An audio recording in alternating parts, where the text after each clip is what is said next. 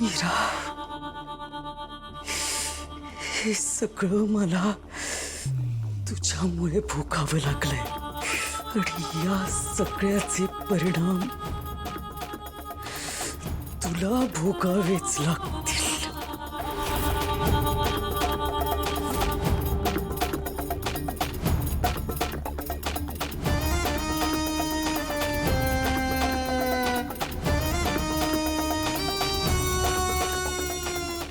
पुढचे 10 दिवस घरात गणपतीचा उत्सव आहे. या उत्सवात मला आणखी जास्ती त्रास होऊ शकतो.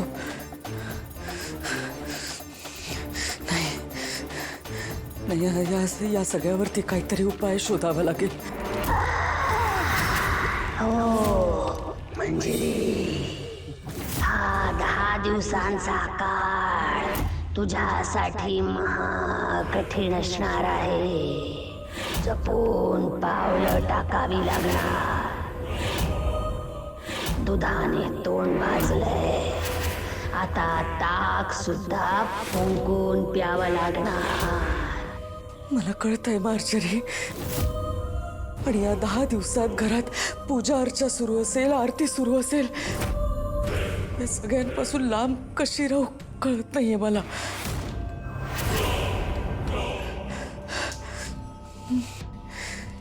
किंवा या सगळ्यावरती एकच उपाय, या सगळ्याची जबाबदारी त्या मीरावरती ढकलून द्यायची आणि मी मात्र या सगळ्यापासून लांब राहायचं.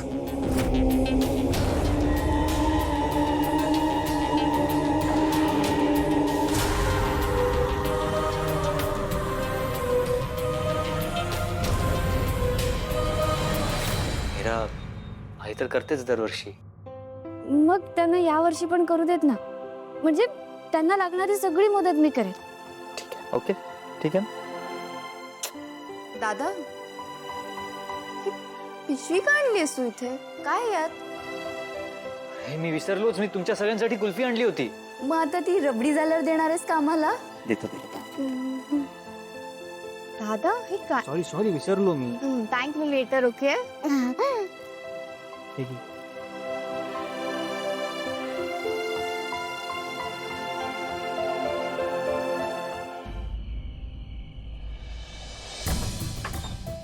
मॅडम प्लीज या, प्लीज.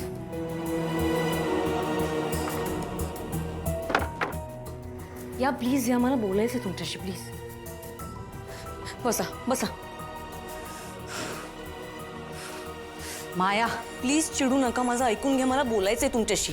हे बघ माया, मलाही बोलायचंय तुझ्याशी, पण आत्ता नाही, नंतर. अहो पण मला आत्ता बोलायचंय तुमच्याशी, प्लीज समजून घ्या. तुम्ही का वागताय अशा? हा, मगाशी तुमच्या रूम मधून तुम्ही मला हाकलून टाकलत आणि मला म्हणालेलात की गावाहून परत आल्यावर तुम्ही सगळं नीट कराल, सॉर्ट कराल. हे सॉर्ट केलंय तुम्ही? नाही, मला वाटतंय ना त्या मीराने तुमच्यावर सुद्धा जादू केली आहे, म्हणून तुम्हाला ती आवडते.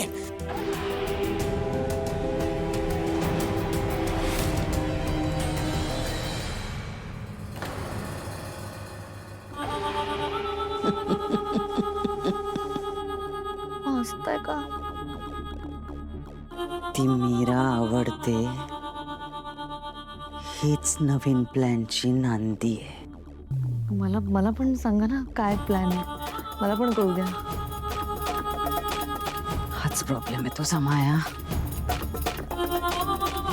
सगळ्या गोष्टी तुला लगेच ऐकायच्या असतात ना. ऐक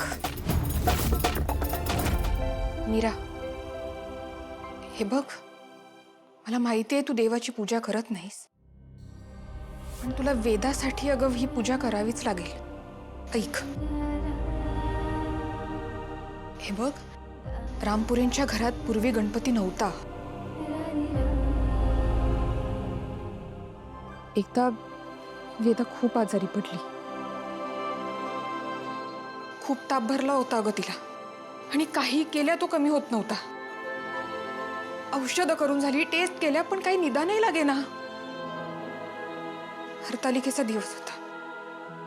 मग मी बाप्पाला साकडं घातली, माझ्या वेदाला बरं केलंस तर घरात तुझी स्थापना करेन. मीरा, तुझा विश्वास बसणार नाही, पण वेदाचा ताप कमी व्हायला लागला अगं. मग मी सकाळी सगळी तयारी केली आणि अथर्वला सांगितलं बाप्पाला घरी घेऊन यायला. मग त्या वर्षीपासून मी बाप्पाची स्थापना करायला लागले. माझ्या वेदाला जप मीरा, तिच्यासाठी बाप्पाची पूजा कर.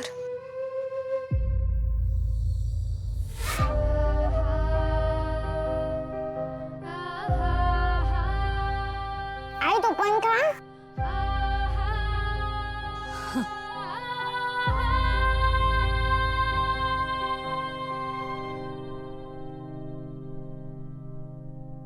वा वा वा वा मस्त.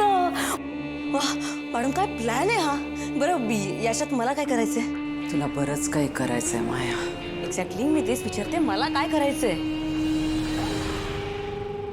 माया, तुला सतत सगळ्या गोष्टींची घाई असते ना, म्हणूनच ती मीरा तुला आजपर्यंत मात देत आली आहे. जरा धीर धर, वेळ आली की सांगेन. ठीक आहे madam, I am waiting for order. पण मला हा प्लॅन खूप जास्त आवडलाय. मोठ्या लढाईसाठी तयार राहा.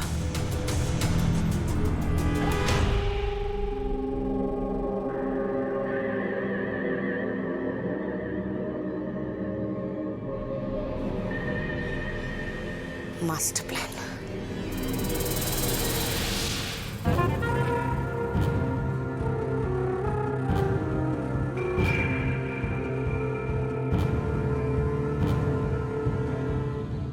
गावरान गोडवा.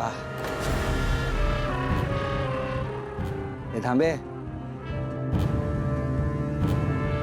घरची मोलकरी नाहीस तू. महाराणी झाल्यासारखं वागू नकोस. थांब म्हटलं ना, थांबायचं. मला तुझ्याशी काहीच बोलायचं नाही अजित. हे थांब घ्या, थांब ना. थांब जरा गप्पा मारूया. थांब. सांग, यावेळेला काय गिफ्ट मिळालं तुला? लास्ट टाइम नाही कधी नथ मिळाली होती सोन्याची. यावेळेला गोल्डन नेकलेस. नाही नाही, नेकलेस खूपच डाऊन मार्केट आहे. डायमंडची रिंग मिळाली असेल यावेळेला, आहे ना? मला माहिती आहे, त्यासाठीच करतेस ना तू हे सगळं. म्हणून सगळ्यांशी गुलुगुलू गुलुगुलू बोलत असतेस घरातल्यांची. या अख्ख्या घरातल्या गोल्डवरती, प्रॉपर्टीवरती कसा हक्क जमवायचा, चांगली ट्रिक कळली आहे तुला.